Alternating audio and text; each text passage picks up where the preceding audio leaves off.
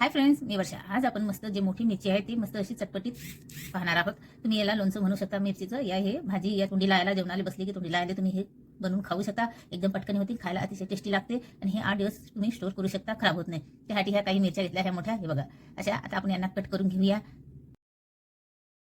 आता एवढ्या मिरच्या घेतल्या मी, ह्या आपल्याला कट करून घ्यायच्या. तुम्ही अजून माझ्या चॅनलला सबस्क्राईब केलं नसेल तर प्लीज करा. बेल आयकॉनलाही प्रेस करा. जेव्हा मी व्हिडिओ अपलोड करीन तुम्हाला त्याची नोटिफिकेशन येईल. आता चाकूने एक कट मारून घ्यायचा आपल्याला. अशा सर्व मिरच्याला कट मारून घेते. तुम्हाला वाटलं तर यामध्ये जे बिया असतात ते तुम्ही काढू शकता, नाही बी काढल्या तरी चालेल. आता मी काढत नाही आणि सर्वच मिरच्यांना असं कट मारून घेते. आता हे सर्वच मिरच्या कट मारून घेतला मी. आता एक मिक्सरचं भांडं घेतलं, त्यामध्ये 1 चम्मच पोहे खायचा जिरं घ्यायचा, हे टाकते. 1 चम्मच शोप घ्यायचे, हे टाकते. तुम्ही हे खलबत्त्यामध्ये कुटुंब पण घेऊ शकता, पण मी हे मिक्सरमधून आता फिरून घेते. आणि हे आपल्याला असं शक्यतो जेवढं बारीक होईल तेवढं करून घ्यायचं आहे. आता हे बघा, हे असं बारीक झालं, जास्त बारीक नाही झालं. असं बी असलं थोडंसं तर चालेल. आता एक भांडं घेतलं आणि शोप आणि जिरे मिक्सरमधून काढलेले काढून घेते. तर त्यामध्ये 1 नाही तर 1.5 चम्मच धना पावडर घ्यायची. 2 छोटे चम्मच लाल तिखट घेतलं. अर्धा चम्मच हळद घेतली. काली मिर्च पावडर अर्धा चम्मच. आमचूर पावडर 1 मोठा चम्मच भरून घेतला, हे टाकते. आता हे व्यवस्थित आपल्याला मिक्स करून घ्यायचं आहे. तुम्ही यामध्ये जसं जिरं ना घेता जिरा पावडर पण घेऊ शकता. मिक्स करून घेऊ. आता यामध्ये चवीपुरतं मीठ. आता हे जे मसाले आहेत, जेवढे मिरच्या आहेत त्याच्या हिशोबाने मी घेतले आहेत. तुमच्या जास्त मिरच्या असल्या तर सर्व मसाले थोडे वाढूनच घ्यायचे. आता हे मिक्स करून घेतलं मी. तर गॅसवरती कढई ठेवली, त्यामध्ये आपल्याला 2 पळी तेल घालायचं आहे. आता एक छोटी वाटी एवढं बेसन घेतलं मी. बेसन जे आहे ते व्यवस्थित घ्यायचं, जास्त नाही घ्यायचं, नाही तर पूर्ण बेसन बेसन लागून जाईल. आता त्या तेलामध्ये 1 छोटा चम्मच अर्धा हिंग टाकला मी. आता जे बेसन आहे ते टाकायचं आहे. आता हे आपल्याला मस्त असं खमंग भाजून घ्यायचं आहे, कंटिन्यू फिरून घ्यायचं आहे. करपलं नाही पाहिजे. गॅस कम करून घ्यायची.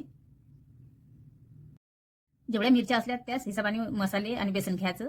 आता छान असं हे भाजून घेतलं. थोडा वेळ मी कंटिन्यू फिरत राहिली. आता यामध्ये जे मिक्सरमधून काढलेले जे मिक्स केलेले मसाले आहेत ते टाकूया. तर हे पूर्ण नाही देऊ टाकून थोडेसे राहू देते. एवढं ठेवले. आता हे मसाले व्यवस्थित या बेसनमध्ये मिक्स करून घेते.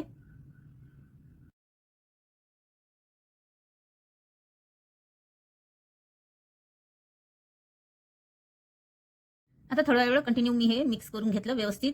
बेसनमध्ये जे मसाले आहेत ते छान असे मिक्स झाले आहे आणि छान असे भाजल्या पण गेले आहे तेलामध्ये. हे बघा, बंद करते आणि हे मसाले थोडा वेळ थंड व्हायसाठी ठेवू. आणि थंड झाले की जे मिरचीमध्ये आपल्याला हे भरून घ्यायचे आहे सगळ्या मिरचीमध्ये.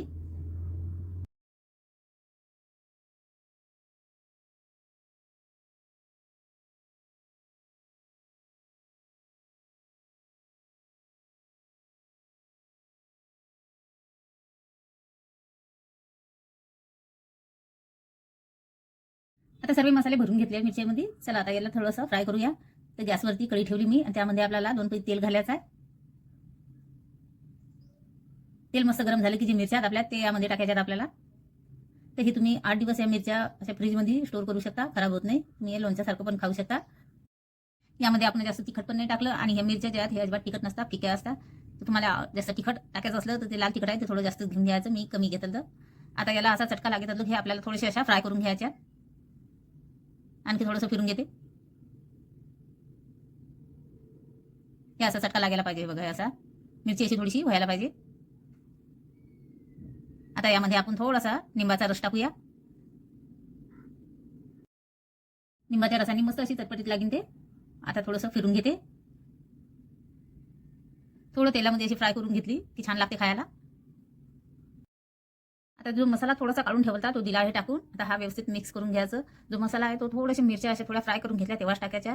अगोदरच टाकून दिला तर जे मसाला आहे तो पूर्ण जळून जाईल, तेलामध्ये काळा पडून जाईल. तर मिरच्या थोड्याशा फ्राय करून घ्यायच्या तेव्हा टाकायचं.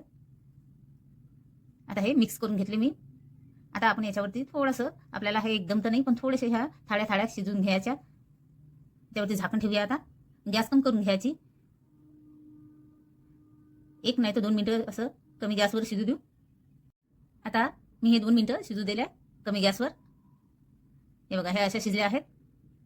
आता एक वेळा फिरून घेते, काढून घेते. हे आता जास्त शिजू दिल्या की ते एकदम छान पण नाही लागत. थोड्या थाळ्याच ह्या मिरच्या चांगल्या लागतात खायला. जास्त पण नाही शिजू द्यायचं आणि कमी पण नाही. थोडंसं असं फ्राय करून घ्यायचं तेलामध्ये. झाले आहेत हे प्लेटमध्ये काढून घेते. तुम्ही हे लोणच्यासारखं या भाजी समजून पण खाऊ शकता.